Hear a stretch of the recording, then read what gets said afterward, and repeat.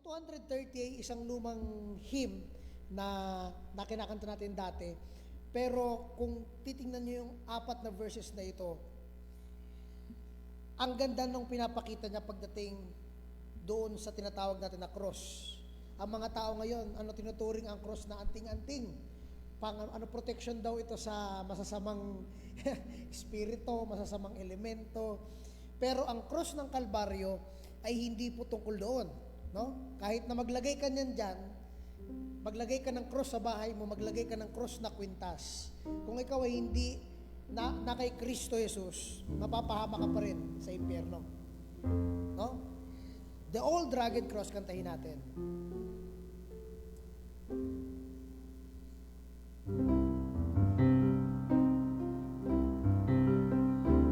An old rugged cross. Sino nakakalam nito?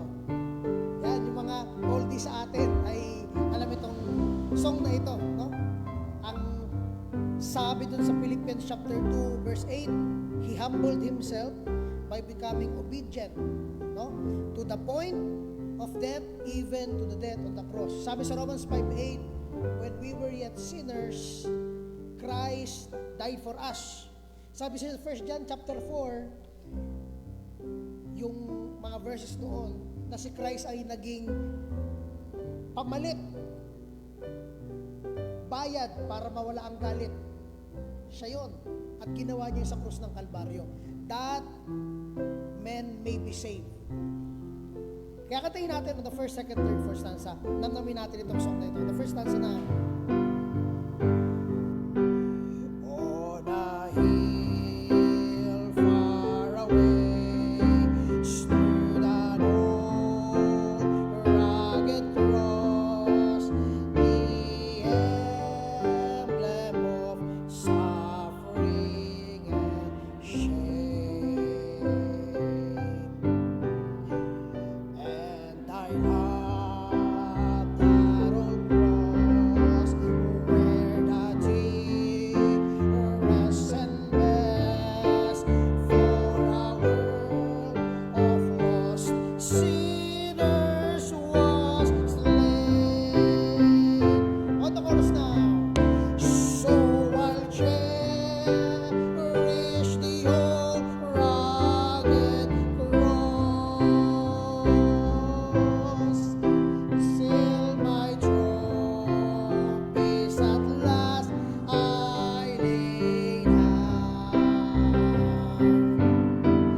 and I will cling to the old rugged cross, and exchange someday for a crown. Diyan pa sa stanza number 2, bago natin niya kantahin. Sabi ko sa inyo kanina, dapat intindihin natin, ang cross ay hindi simbolo ng proteksyon, hindi yan simbolo ng Kristyanismo. Hindi yan ang simbolo ng pagiging isang Kristiyano. Ang cross ay isang alaala ng mga Kristiyano kung saan nabayaran yung kasalanan natin. Hindi siya anting-anting, hindi siya pang proteksyon, hindi siya simbolo o imahe ng kahit na ano. Ang cross ay kung saan pinatay si Kristo. No? Yan ang isang alaala sa atin. Kaya intindihin natin yung verse 2. Tingnan nyo mabuti. On the verse 2 now. Rugged cross. Amen. So despised by the world has a wondrous attraction for. Anong dahilan? Para sa protection? Hindi. Tingnan nyo to. For the dear Lamb of God, He left His glory.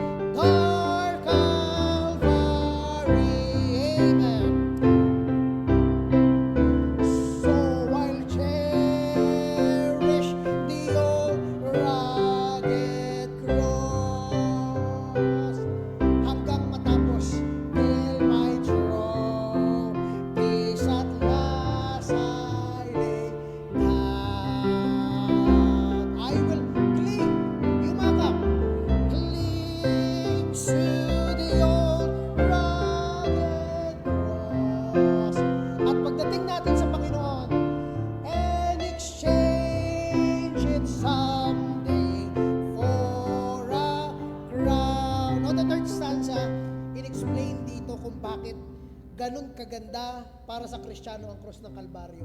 Hindi dahil ang cross ay simbolo ng kahit na ano sa Kristyanismo, kung hindi dahil yung dugo ng isang walang kasalanan ang nagbayad para sa rebelde at makasalanan na tulad natin.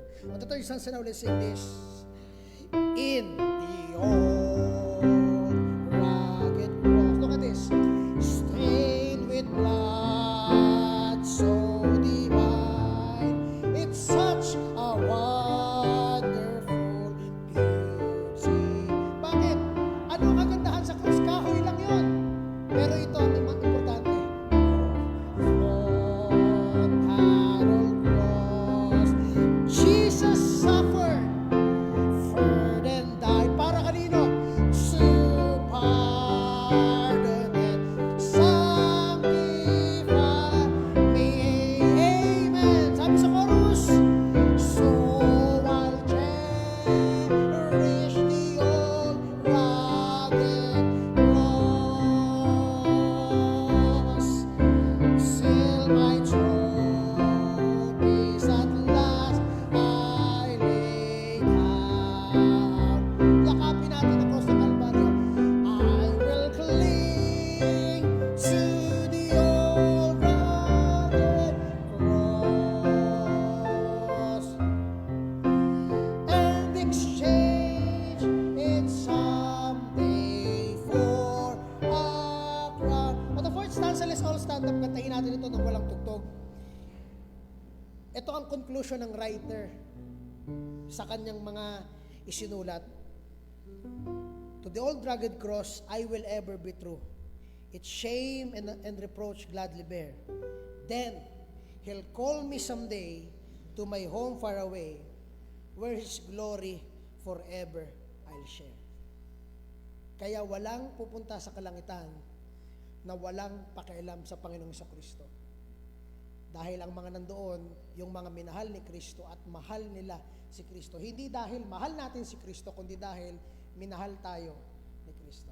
Not because we love Him, but because He first loved us. So on the first stanza now, let's sing this. To the old rugged cross, I will ever be true. Its shame and reproach gladly bear. Then He'll call me someday to my home far away, where His glory forever I'll share. Amen. The chorus now. So I'll cherish the old rugged cross. Amen. Till my trophies at last I lay down. Cling to the cross. I will cling to the old rugged cross and exchange it someday for a crown. Bago tayo umupo, tandaan ninyo kung paano si Kristo tinapos niya ang kanyang buhay obedient to the Lord. Kaya pagkatapos noon, ang sabi ng Panginoon, sit at my right hand throne. Ganun rin ang mga mananampalataya nagpapatuloy. Obedient to the Lord, serving the Lord. Nandoon ang pangako ng Panginoon, you will be with me in paradise. Let's pray. Lord Heavenly Father, salamat Panginoon sa mga awiting na awit namin sa storya ng inyong pagkamatay sa krus, sa storya ng inyong pagbigay ng buhay para mabigyan ng pag-asa ang mga rebelde tulad namin, Panginoon, na araw-araw ay nagpapaloko, nagpapahila kay Satanas, Panginoon, na bumalik doon sa putik ng kasalanan. Pero araw-araw nyo na kami, Panginoon, binibigyan ng grasya sa aming buhay, hindi niyo kami pinapabayaan. Lord, salamat sa inyong grasya at awa. At ganoon na po, Panginoon, sa gabing ito, dalangin po kami na i-bless niyo po, Panginoon, ang magsasalita at kayo, Panginoon, ang makita sa mensahe. Kayo, Panginoon, ang mabigyan ng pagtaas sa aming pag-aaral ngayong gabi hanggang sa prayer mamaya. Binabalik po namin ang kapurihan sa inyong pangalan, sa pangalan ni Jesus. Amen. Let's get our Bibles and tayo po ay pupunta sa message. Pastor, please.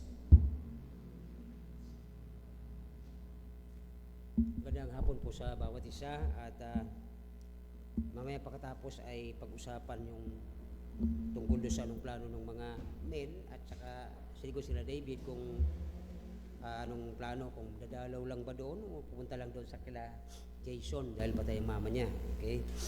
So maya na lang po yun. So ngayong oras po, buksan natin ating mga Bible sa Psalms 34, 1-10 lamang. Ano po? Kasi yung kalahati sa next na natin. Medyo mahaba ito at maganda pala itong verse, chapter 34 ng aking pong tinunghayan at inaral ay napaganda. Ano po? Tayo po magsitayo, basahin natin verse 1-10 ng chapter 34 ng Psalms. Okay, 10 lamang po muna. Okay, nandiyan na po ba kayo? Okay, sabay-sabay po tayo sa verse 1. I will bless the Lord at all times. His praise shall be continually be in my mouth. Bakit? Verse 2. My soul may make her boast in the Lord. The humble shall hear thereof and be glad. O magnify the Lord with me, and let us exalt His name together. I saw the Lord, and He heard me, and delivered me all my fears. Kaya naman pala, I will bless, sabi ni David. Verse 5, they looked unto Him, and were lightened, and their face were not ashamed. This poor man cried, and the Lord heard him, and saved him out of his troubles. Verse 7, the angel of the Lord encamped round about them that fear Him, and delivered him. Verse 8, O taste and see that the Lord is good. Blessed is the man that trusteth in Him. Ito yung pinaka-the best dito, yung verse 8. Verse 9, O fear the Lord, ye saints, for there is no one to them that fear Him. Last, the young lions do lack and suffer hunger, but they that seek the Lord shall not want any good thing. Kaya siguro sa gabi ito, kung mapag-aralan na ito, magugulat kayo. Ang sama-sama ko palang anak ng Diyos, konting iyak ko sa Panginoon, binibigay niya eh. At di ko magkukulang na lahat. Pero bakit puro tayo reklamo? Panginoon, kulang kami. Panginoon, wala kaming pera. Panginoon, wala kaming ulam. Panginoon, wala kaming bigas. Pero ito pala kung ating aralin from verse 1-10 lamang, grabe na pong kayamanan ang ginawa ng Diyos. Ayon sa kinanta kanina, kung bakit ang cross, okay, napaka laking bagay na alalahan natin, hindi pala tayo ang nahirapan, kundi ang Kristong nagmahal, nagdusa, pumalit sa atin instead na tayo, upang tayo nung mamatay siya, tayo ay nabuhay at magkaroon ng hindi nawang buhay. Tayo po ay manalangin, nagailang Diyos, salamat po sa gabi ito sa mga awitin, salamat sa mga blessing na imposible, pero Panginoon, minsan may mga anak kayo dito na pinagpapala mo, minsan naluluha na lang kami, Panginoon, sa kapasalamat.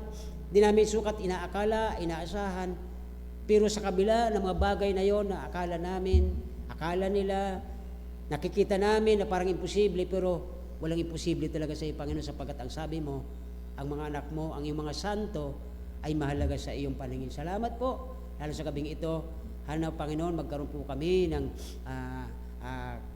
lakas ng loob na hindi namin makalimutan ang lahat ng ginawa mong pagdurusa, sakripisyo sa amin, na habang papalik na po, malapit ka nang bumalik. Harinawa, Panginoon, abutan mo kami kung paano ikaw noon nahirapan ka na tuparin ang utos ng Ama, at yun ang pagkain mo. Harinawa, Panginoon, hindi lang ang aming kauhawan, ma-experience namin, Panginoon, at ma-taste namin ang na-taste mo noon na suka, asim, hapdi, sakit sa sakripisyo, upang nang sa ganun, Panginoon, ay napapasa namin na aming mga cross araw-araw, at marapat na tawagin mo kami mga disipulo at mga tagasunod, dahil napapasa namin, kinakalimutan namin na aming mga sarili, instead na kami nagpapakumbaba ng todo upang maitaas ka sa aming mga buhay. Salamat po sa gabi ito.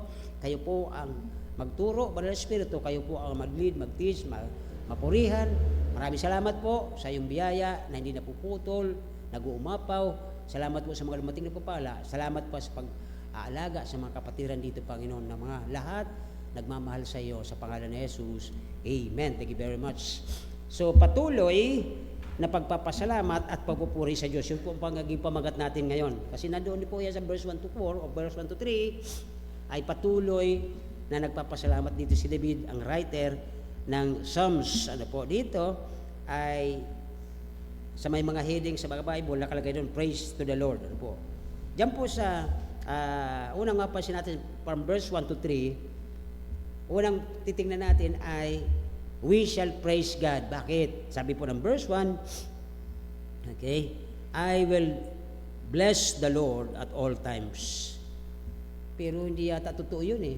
May mga times na parang sama ng timpla natin, sama ng ugali natin, sama ng bungad ng ating pagising, galit na galit tayo, minsan na, pero paano tayo magpupuri sa Panginoon? Sabi niyo, I will praise the Lord at all times. Nung tayo ba ay nandoon sa aksidente, nung tayo ba ay nagkaroon ng malaking bayaran, nung tayo ba ay sunod-sunod at 3 beses tayong naulit-ulit na parang na-scam, nakapagpupuri ba tayo sa Diyos? Minsan nga, ahangaan pa natin itong mga charismatics eh. Pag may nasagasaan, ay praise the Lord. Which is hindi naman maganda. Doon sa nasagasaan, magpipraise the Lord sila, hindi siguro maganda, ano po. Pero naging bukang bibig kasi nila. Pero ang sabi naman po ng writer nila, si David, sabi dito, ang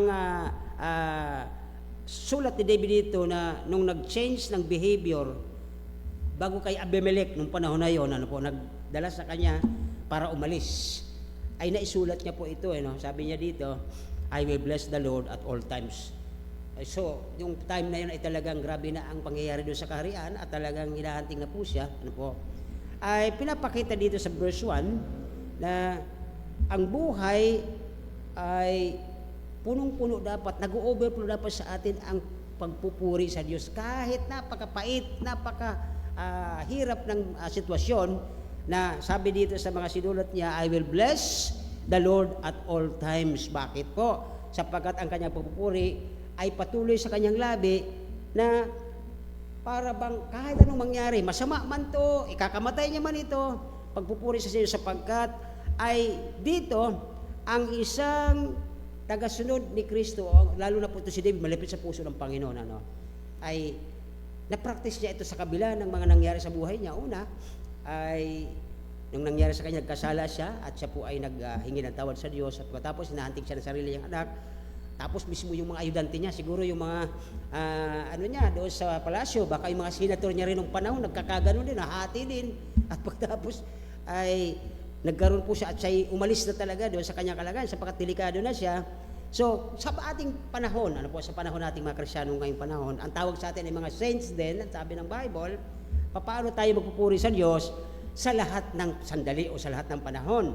Sapagkat ay dito, pag may dumating na napakahirap, difficult times sa ating mga buhay, masasabi po natin, purihin ka o Diyos. Pero nung practice po natin ito, minsan nagturo na yata ako ng 2016, na pag may nangyaring masama at hindi mo gusto, subukan mo kaya, Lord, salamat. Kasi may natutunan ako at lalo ako naging malapit sa iyo.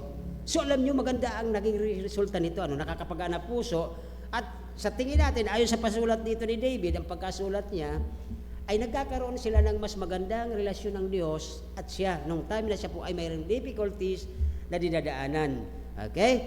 Kasi, halimbawa, kapag ang ating katawan ay sobrang sakit, katulad ko, minsan pag nahihilo ako, lalo kong ginaganon nahihilo ka, sige, hiluhin kita lalo. So, paano kung ang katawan mo may talagang sobrang sakit? Halimbawa, may migraine, mga kapatid natin, di ba minsan? Sabi mo ba, Lord, thank you sa migraine. Masasabi mo ba yun? Sakit na nga di ba? So, dito po, kumbaga, parang ang hirap ng ginawa ni David sa buhay niya. Pero kung malagay man tayo sa sapatos si David, nung panahon na yon, samot-sari yung gusto sa kanyang magpatanggal, lalo na yung hari niya, galit na galit sa kanya, pinapatugtog na nga siya tinugtugan na nga. Di ba? Galit pa siya ginabili niya pa. So, kung tayo magpupuri sa Diyos, at all times, ang sabi kasi niya dito sa pagkasulat, at all times, Siguro sa gabi hindi naman lahat eh. Ano po? Pero ang maganda roon, bago matulog roon, salamat po sa nagdaang maghapon, medyo kahit ang sama nang nangyari, salamat pa rin. Tapos pagising mo, ang ganda pa rin ng gising mo, sabi mo, Lord, thank you. Gumaan na ang pakiramdam ko katulad nung nagdaang kahapon. So siguro ganun po ang tinuturo ni David dito sa atin sa panahon natin. Sa panahon niya, iba po. Ano po? So dito, then, pagkatapos mo ng mga bagay na ito, ay ang pagpuri sa Diyos ay lalo mong maintindihan na mas mahalaga. Bakit? The more pala tayong nagpupuri sa Diyos. Sabi niya kasi dito sa verse 2, tingnan niyo po, my soul shall make her boast in the Lord. Kaya kung ano man ang dumating sa iyong problema at mabigat, di ba ang mga yayabang ganun eh, kahit walang pera, hasta di ba? So, pag-aralan natin ganun, ang sabi niya sa verse 2, ang aking kaluluwa ay ipagmamalaki ko lalo ang Panginoon. Kumbaga yung kanyang pagkakilala, yung kanyang connection bilang anak ng Diyos, ay kahit anong situation niya, mas mayabang ito sapagkat sabi niya, hindi mo kaya ang Panginoon ko. So, sa palagay ko ganun po ang ating mauunawaan dito sapagkat yan din po ang pagkasulat niya. Sabi niya, my soul shall make her boast in the Lord, the humble shall hear thereof and be glad. Ano po? So, kaya dito sa verse 2 na ating tinignan, ang pagpupuri dito nagbibigay sa atin ng pagsasanctify. Bakit po? Sa buhay natin. Una, nung ang Panginoong Hesukristo, nung bago siya po pumunta doon sa cross at siya po ay nandoon pa sa garden nagpipray, ano po? At ang kanyang mga disipulo, bago ang Panginoon umalis doon, ayon sa Matthew 26:30, pakilabas mo Dana, bago sila lumabas, umawit sila. Ano po? Ganon din ang Panginoon. Doon sa Lord's Supper, umawit din siya sa loob ng bago po yun magkaroon ng pag-ihilig sa dibdib niya si Judas. Okay, so, ginawa ito doon. Then Paul and Silas, nung sila po ay nasa kulungan. Okay, naalala niyo ito? Sila nakakulong, di ba? Sabi niya, wala na tayong pag-asa dito. Talagang tanay lang, bakal eh. Ang ginawa ng dalawa, victory, Jesus. Kumanta sila, at ang kanilang katawan, di ba, masakit yun dahil nakabaluktot magdamag eh. Siguro 8 hours na nakaganon ka, kasi po parang nakabend yun ng konti, kaya masakit yun sa likod. At saka yung naunat yung kamay mo at paa, kung baga sa mga nag-eeroplano, pagbaba nila, ang yayabang, may jet lag ako. Samantalang ang sarap pagka-recline nila sa upuan, itong kalagay ni Pablo at saka ni yung kanyang katawan ay maliban na binugbog kasi sila bago sila ikulong, ay nakabaluktot sila at naka-chain doon. Alam niyo po itong si Paul and Silas umawit. Ano po, ayon doon sa Acts 16:25. Naalala niyo? Ito mo ng Matthew 26. Ano po? At sa pagkawit nila ng isang himno ay patungo sila sa bundok ng mga olibo. For what? Para mag-pray. Okay? Sa pagpipray natin kasama ang pagpupuri doon. Ama, Anak at Espiritu Santo, kami po'y nagpupuri at nagpapasalamat. Bago ka magsabi ng mga sasabihin mo, tingin mo, nagpupuri ka sa Diyos. That's the point na kung bakit doon ay mailagay dyan ang una na sila nag-awit bago sila pumunta doon. At pagkatapos ito, si Jesus din po gumawa noon. Ang ginawa nila ito para sila ay, sabi ng ating sa unang page ng ating hymnal, ay nagkakaisa tayo para magpupuri para sa langit. Ano? So, ibig sabihin, ikinukondisyon natin ang ating espiritu patungo ng langit, connect sa langit. Kaya dito po, ang pagpupuri o ang praise na ginagawa natin ayon sa verse 2, sabi dito, my soul shall make her boast in the Lord.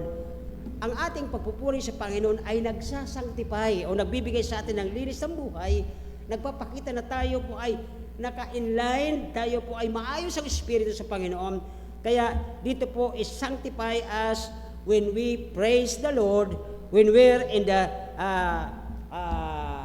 halimbawa sabihin na natin may problema ang ating katawan, yung agaw buhay, ano po, tapos biglang binalik ng Panginoon.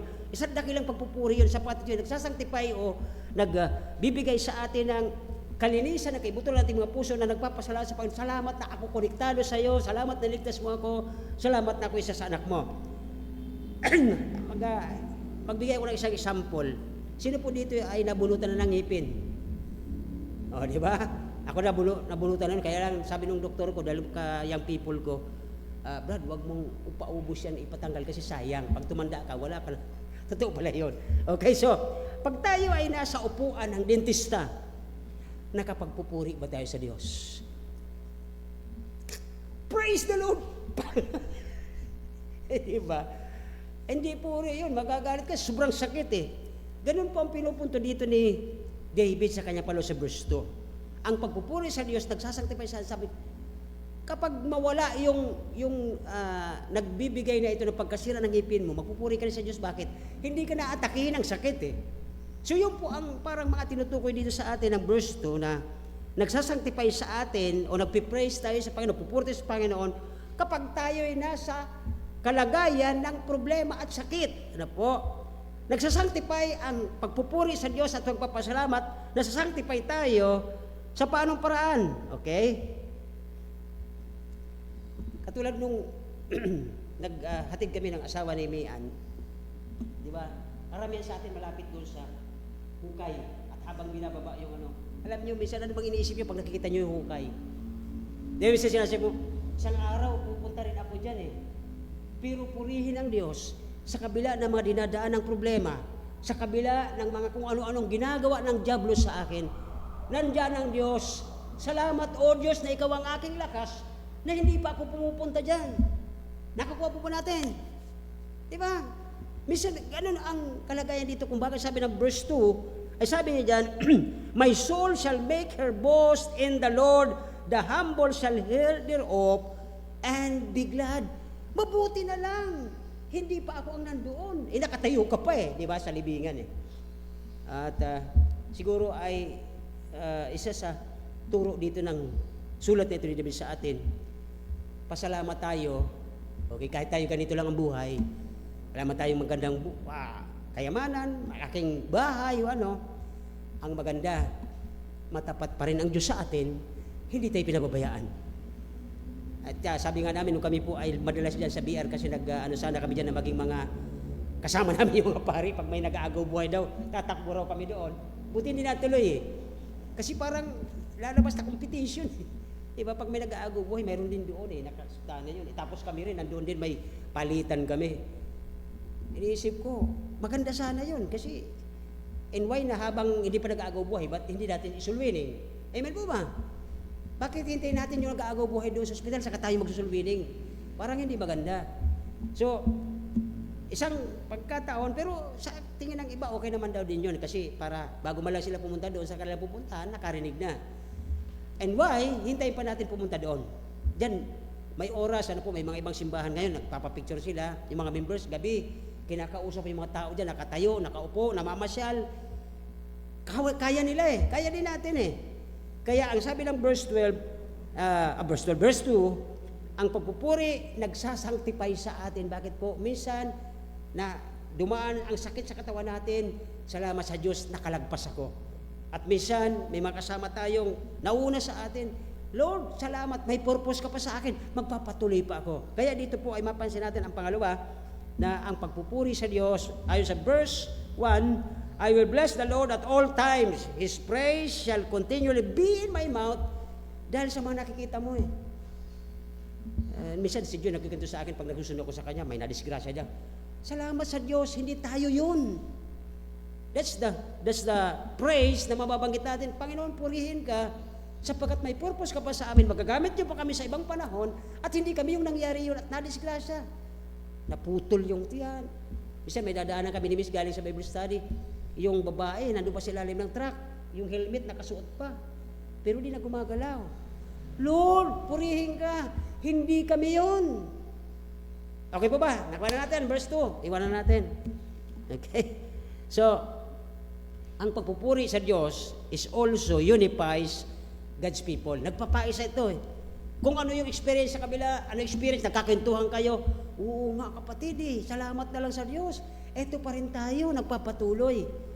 Ang problema lang, yung iba na nasubrahang testing, dili na intindihan kung bakit sila sinusubok sapagkat sabi ng Bible, kapag nasubrahan kang subok, sobrang apoy ang dumaan sa buhay mo, lalabas kang tunay na ginto. Diba? Kaya ka nga sinusubrahang apoy para masubok ang pure ka eh. Ang pagsubrang pagbigay ng apoy sa problema sa ating mga buhay, nag-aalis ito ng mga deformities, yung mga basura sa buhay natin. At kapag tayo ay nakalagpas doon sa sobrang heat na yon, sa sobrang problema ngayon, sabi ng Bible, I will come forth as gold. Ay, nakakatuwa po yung ganun. Kaya dito, isang bagay na masasabi nating nagkakaisa tayo sa simbahang ito, sa pagpupuri sa Diyos. Bakit po? Hanggang ngayon, patuloy tayong nakapagtuturo, nakapag-Bible study, nakapagbubukas ng Bible. Tingnan niyo po ang nangyari sa Davao, di ba? Purihin ang Diyos, hindi yun sa kamalig. May nagalit sa akin sa taga Manila nalaman ko yun, nabalita sa akin, grabe naman daw yabang ko. Paano ako nagyabang? Kasi ang pinto natin, di ba? Nung nagkaroon ng abo, di ba, Sabado yun nagpa-uwi na nga tayo May abo sa sentro, makapal din, at may abo doon sa lagpas natin. Bakit nga sa inyo wala? Sabi ko, ang kamay ng Diyos, tinakpan kami, doon sila nagalit. Grabe naman ngayon, lapit niyo sa Panginoon. Ay, wala kami magagawa, yun ang ginawa ng Diyos sa amin. Di ba? Di ba naalala nyo doon, yung sobrang abo, may mga, din dyan, mababait na nagkuha ng hose, nililinis yung kalsada. Just sentro, di ba, sa unahan? Di ba, sister, pagdaanin nyo?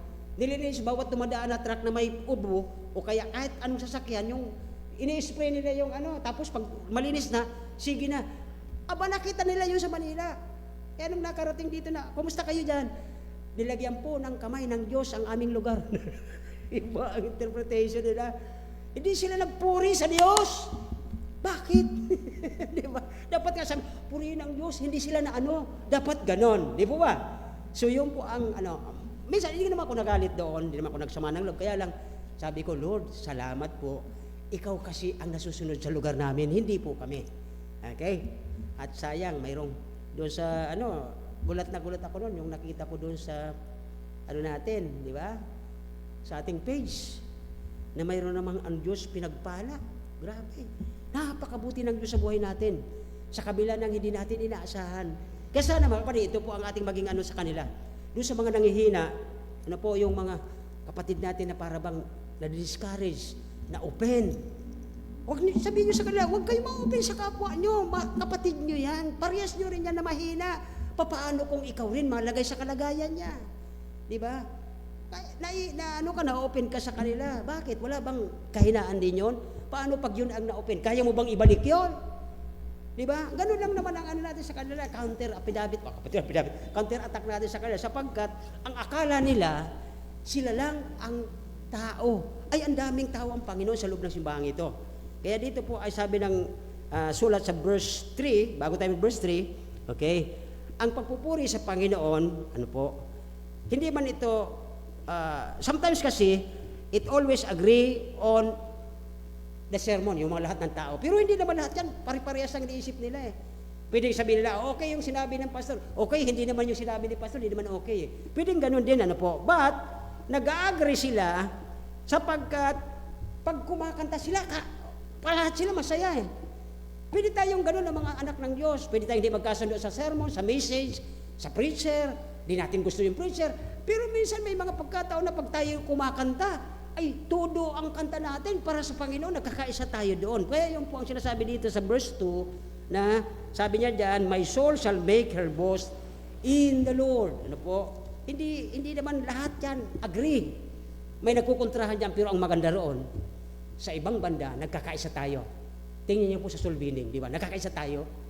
O sinong kontra na dapat ang mga kaluluwangin na walang alam at walang koneksyon sa Diyos, pabayaan natin. Walang ganun sa atin. Lahat tayo nagkakaisa na ang mga tao yan na walang pagkakilala sa Diyos, makakilala.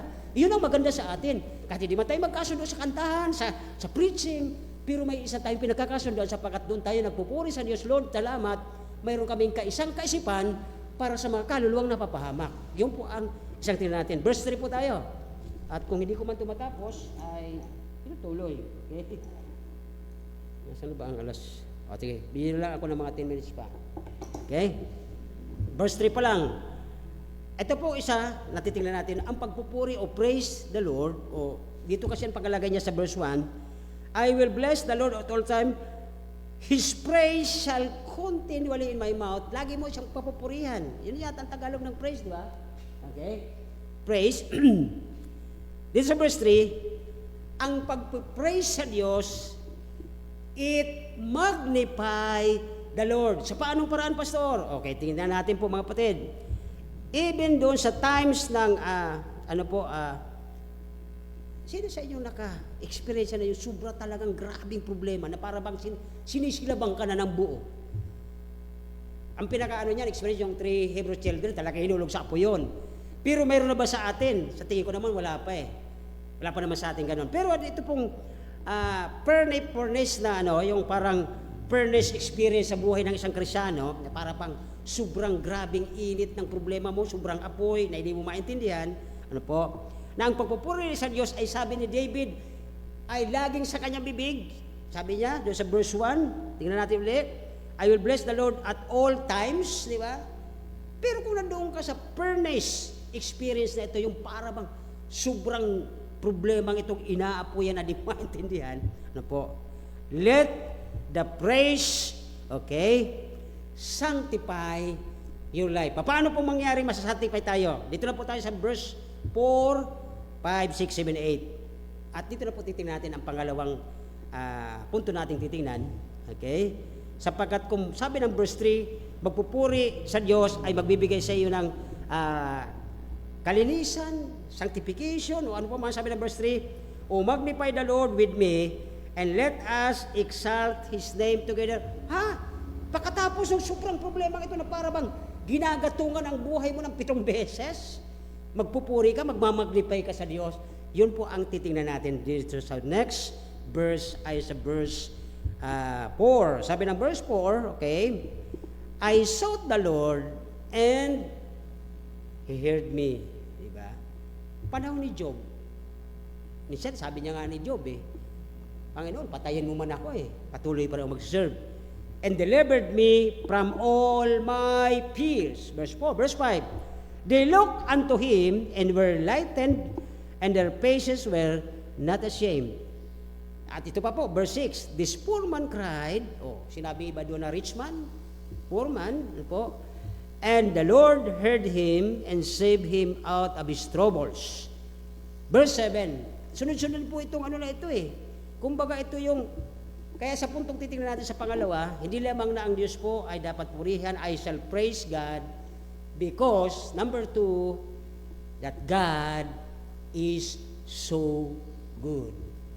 Napakabuti ng Diyos. Verse 6. The poor man cried, and Lord heard him and saved him out. Diba? Di lamang pinakinggan at niligtas pa doon, inilabas pa siya out of his troubles. And verse 7, ito po ang pinaka. Pag binabagit ito, naluluha ko, Lord, hindi ako nararapat, pero tingnan niyo po ang ginawa niyo sa amin. Sabi ng verse 7, the angel of the Lord encamped round about them that fear Him. May pinakita akong picture niyan dito, di ba? Habang nagpipray ang isang Kristyano, sino yung nakapalibot? This host of angel. Pag sinabing host, hindi po yan legion. Kasi pag sinabing legion, that is human counting. Pag sinabing human legion ay sundalo ng mga Romans siya na nasa 3 phase. Alpha, Bravo, Charlie, Delta. Parang ganyan yan siya. Pero dito po pag sinabing host, sabi ng verse 7, the angel of the Lord encamped round about that fear Him and delivered them. Ito po ay host of angels kasi wala silang ranking. So dito po ay ang dalawang itong verse na matibay kung bakit nailagay ko dyan, that God is so good at all times. Madala ba sa testimony natin, di ba? Sino sa inyo pag testimony, ako'y nagpapasalamat sa Diyos, He saved me, He keeps me, He satisfy me, di ba? Kasi bakit satisfy ang ginamit ko? Nagpasalamat sa Panginoon, matapos ako niligtas, hindi kami nagkulang. Kahit kami walang pera, may nakakain kami, mayroon kami kapitbahay, nagdala ng ganito. That 3 things na makita natin ay dito natin isa-isahin bago ako mag-end.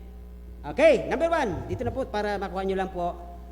The Lord saved. Lahat naman alam natin, lahat tayo saved. So iwanan na natin ito sapagkat ito po ay grace of God na hindi naman tayo karapat-dapat pero tayo kinahabagan. Saan po natin makita ang verse na yan, that the Lord saved, verse 6 yata, sabi doon,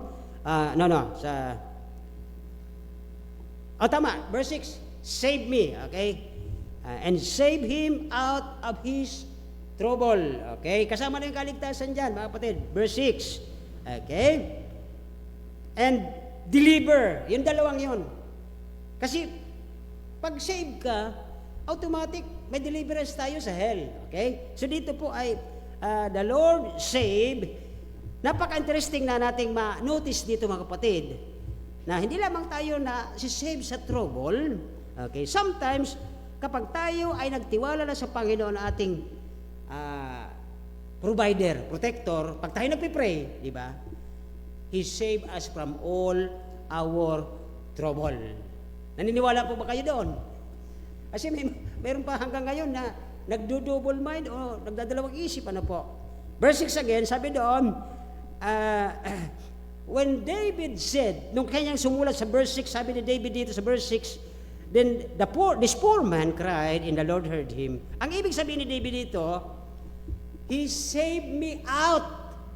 Inalis mo ako doon. Wala na po. Binural niya na kung ano pa mang kaalaman ng mga tao doon na nakita ka, pag-iinitan ka, at tatandaan ka. Hindi na. Parang binura ka na doon out of yung tawag na kaleo kung sa verb ng Greek, ano po, tinanggal ka doon. Wala na silang kamalay-malay kasi wala ka na doon eh. Inalis ka na out of trouble. Okay? At pangalawa sa verse 7, tingnan po ninyo, maliban na tayo tinatanggal doon, sinisave tayo at tayo po ay nadideliver. Lagyan nyo lang po ng mga underline, save and delivered us out of trouble. Verse 7. Sabi ng verse 7, the angel of the Lord encamped round about. Okay? Yung pagkaano ng verse 7, camped round about. Pag sinabing di ba kasi yung sa Tagalog, tingnan natin ito sa Tagalog, di ba? Pag sinabi nagbabantay, hindi yung katulad natin at 8 hours, 12 hours eh. Hindi naman sila nag-shifting, di ba?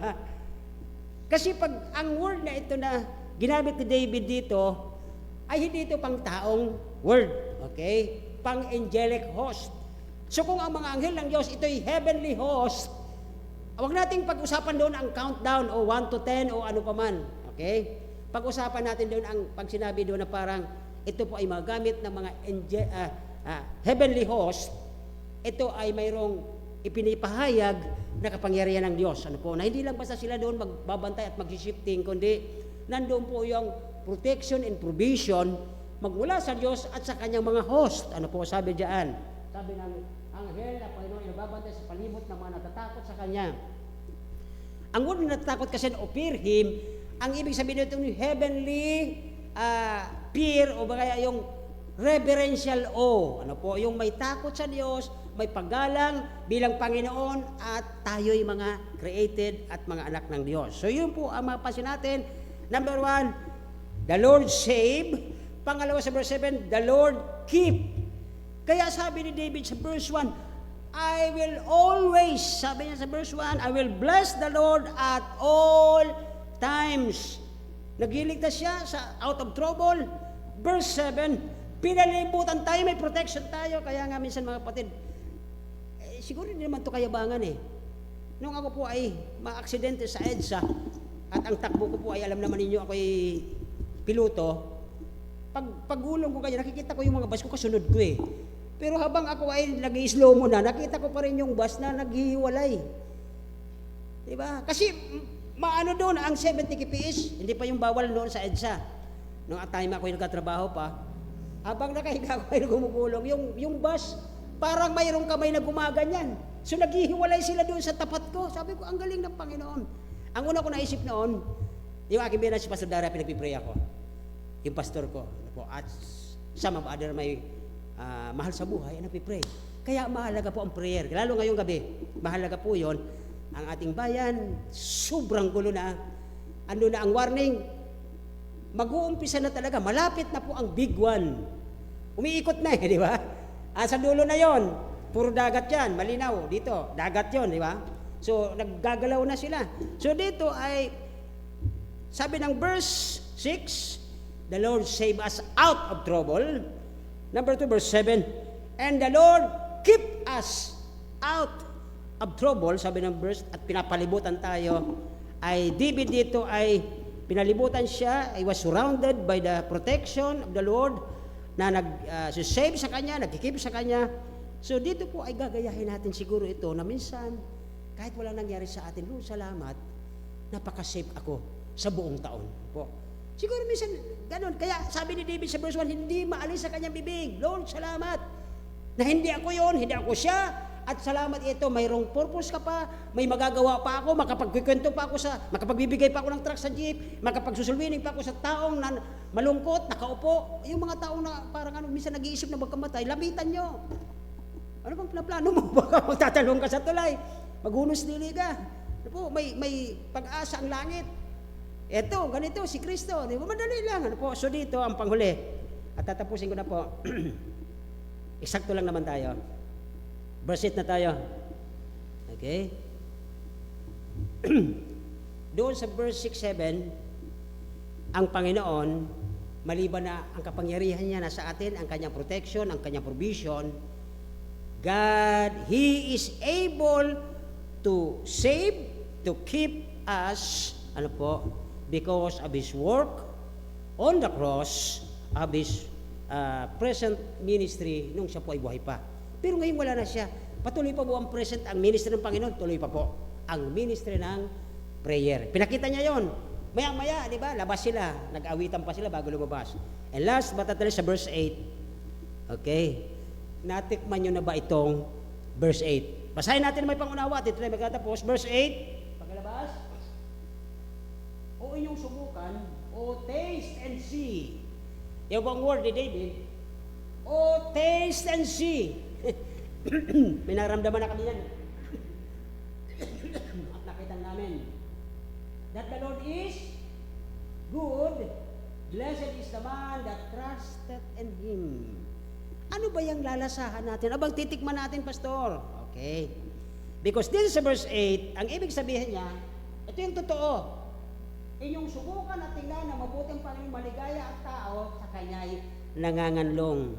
Because the Lord, ano yun? Satisfied. Bakit po? Tingnan niyo po ang word. O taste and see that the Lord is good, blessed is the man that trusts in Him. Nagtitiwala ka, imposible. O katulad ng nangyari sa ating isang kapatid, di ba? Imposible, pero nandyan. Okay?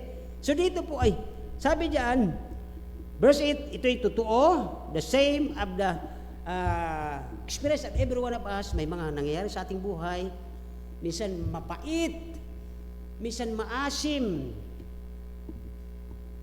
Doon sa ano naman, iwalay natin yung pag-ibig sa lalaki at babae. Wag na yon. Talagang minsan ang mga puso naman nila hindi naka-tune in, akala nila tama yung kanilang principle, yung pala, flesh lang naman pinagagana. Kaya wag na muna pag-usapan natin yung lalaki at babaeng pag-ibig. Pero dito po sa pag-ibig sa Diyos, okay? Sometimes, mahal mo ang gawain. Diba? Mahal mo yung magturo ka. Pero may times na makakaramdam ka ng mapait, maasim, maalat na reaksyon ng iyong mga tinuturuan. Diba? Tama po.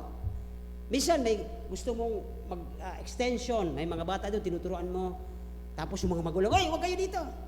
Mapait yun. Okay? So dito, mga kapatid, sometimes, tayo ay binigyan ng Diyos ng mga trabaho. May mga task ang bawat isa.